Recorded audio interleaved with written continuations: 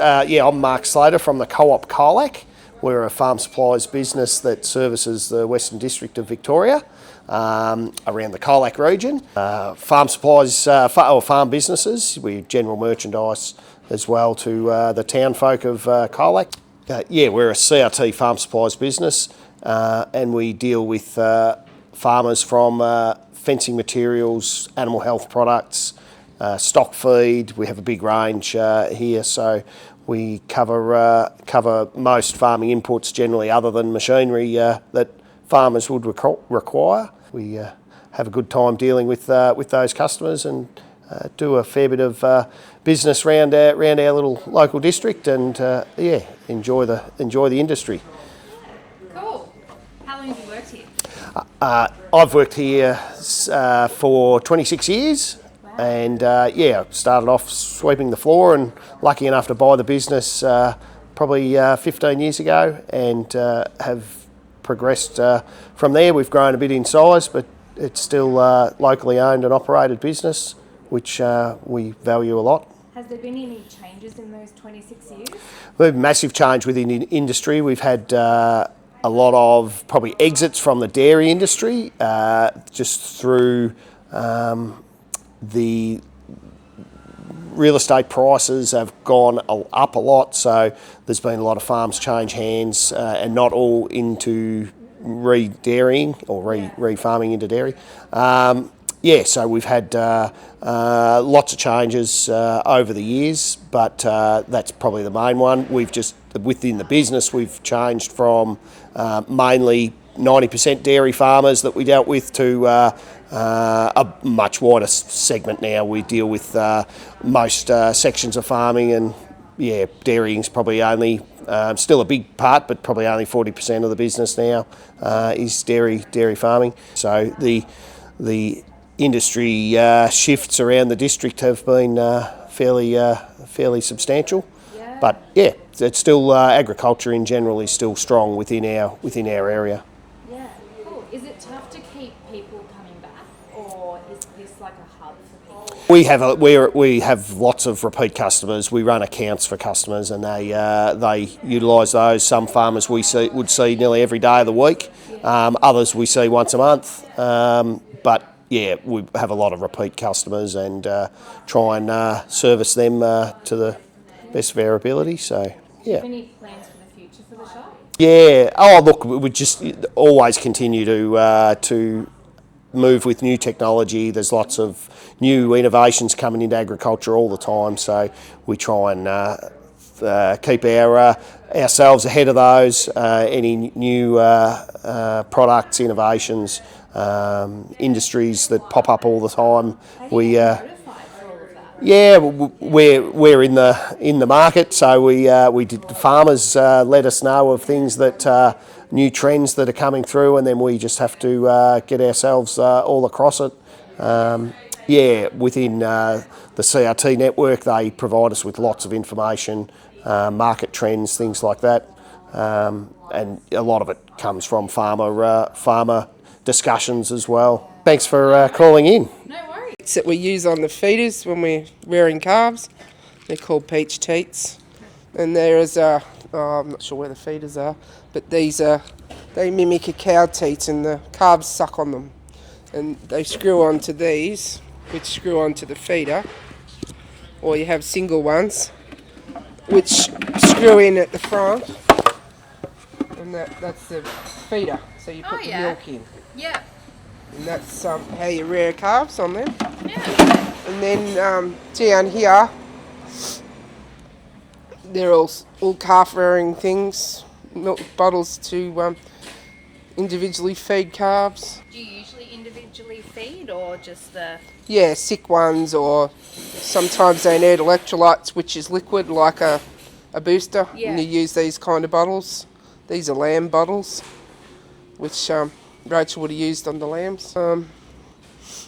These are calving chains when you have to pull the calves. When they're stuck. The little calf coats, and all sorts of trimming equipment for their feet, the cow's feet. They sometimes need a trim. Over here is all the different chemicals. You know how I said I get chemicals for the dairy. There's teat spray. That's a chemical wash that we use. What else?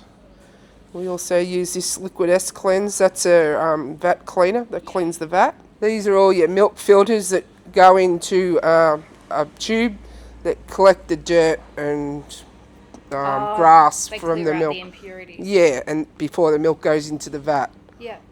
So there's different types for different dairy plants. There's different brands and different sizes for different milk plants because they're all different. And see, there's a really, really big one, but ours is kind of like this one. Depends. It's called a milk sock. Yeah. Okay. Or a filter, and it's one use per milking because it's like a felt and it gets wet and the milk goes through and it catches all the grass and dirt. These are all your what you call rubberware. They're all part of the plant. These are the tubes that are on the actual machines. Oh, the suctions, yeah. Yeah, it's called air tube or milk tube, which is the one that is on the little milk cup. And these are go up to the pipes. Yeah, right. So that's all called rubberware. You've got all your water fittings here for your water pipes that run to troughs. All sorts of troughs fittings.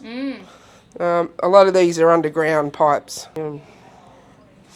So there's all sorts of sizes and shapes and depends on what you have.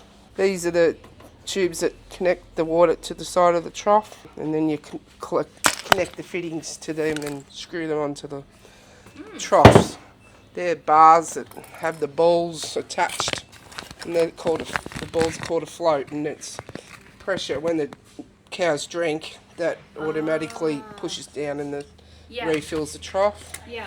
There's your different size balls for into those bars, the balls.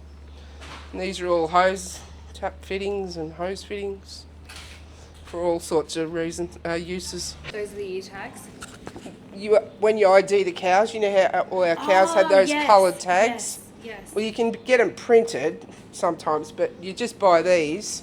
And whatever. you write on it. Yeah, and there's a special texter. It's weatherproof texter. And then there's different sizes and colours. It just depends on what you want to use. Yeah, what colour system you've got? We have blue and yellow. Blue are our stud cows, and yellow are our other cows. Yeah. Just so you can see them when you look at them. And then you write all whatever you want, details on them about the cow. So that's the whole colour choice of tags. These are all your drenches, vaccinations. This one is the one we use on the calves. Yeah, I was, I guess, a kid growing up and Yeah. things like that. So, yeah, they were always based at Illawarra there, and, yeah, they're an amazing family, you know. Yeah. Yeah, they certainly had a great respect for the land and things like that, so, yeah. Yeah. But they were... Eddie Martin. Eddie Martin. Yeah, yep. right. I think John's John Edward Martin, so... No, it's Edward John. Edward John, other Yeah. way around. But, yeah, great people. Yeah, respect to the land and... yeah, they were just fantastic farming family. They've been in the district for a long, long time. So, yeah, you have to ask John. John's a very good historian. Oh my goodness, So, isn't he? Eddie's father before that might have established it all. I'm not really sure. John will tell you the He was a history. part of council and stuff like that as I'm well. not sure if he was ever mayor, but he was definitely a shire councillor, 100%. Yeah. Just remember, being a kid with Dad, and Eddie'd say, "There are all the cows. You can pick through them, whatever you want. If none of them are any good, he'd say, we'll swap them out or whatever like that." Oh, yeah, I don't know if Emily knew about John's dad being a cattle dealer. Cattle dealer. No, I didn't. yeah. So he's a cattle dealer. Cattle dealer, yeah. Most people rear dairy cows like us and keep them and breed them and milk them. Yeah. But Eddie had a thing from when he was a kid. He didn't go to school. He couldn't read or write. He knew his cows and he knew how to make up what you call a herd of dairy cows for someone to come and buy. He had a knack, and he'd just go work out the sale yards, because a lot of people sold cows that were okay, they just didn't suit their needs, and he'd buy them and he'd put it like a group of cows together and make a herd of cows for people that were starting out, and they'd come and buy. So he'd give people a start in life if you were just starting off, and that's how he did it. It was a great way for farmers to start, to put a herd of cows together. It doesn't quite work that well now because this NLIS stuff and a lot of paperwork. Back then it was just you owned that cow, and wasn't it? Yeah. Now it's a lot of He was a very fair man, and as I said, if the cow was no good or whatever, he was happy to trade out or give you another one. He was just a very fair man, like very good young people, got him a start in life. So. Taught them the way a bit. Yeah. because he helped Emily's great grandfather out. On the back of the tractor, Yeah. Herb was Eddie's father. That's Herb, that's Yeah. okay. Yeah. But that's just my memories as a kid. Always going to Eddie and they'd be sorting cows out. Yeah, always. As a kid, I always remember that was my memories of it all. Yeah, the fact that, if he couldn't read or write, that's a lot of people have other Yeah. talents and other, skills that they can do. He So had, that's what he I think he could read.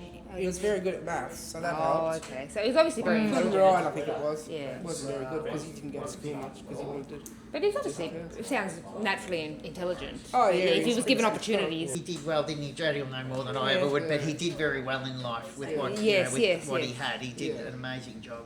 Jodie's John, he knows a lot of history and Oh, God, yeah. he's unreal. He's the Once best he one to starts, he talk won't to. stop John's the best talking. at he's from. Where did this grow? Everything's accountable now. Everything's. Yeah. But, No, brilliant. Gotta let you go. See ya.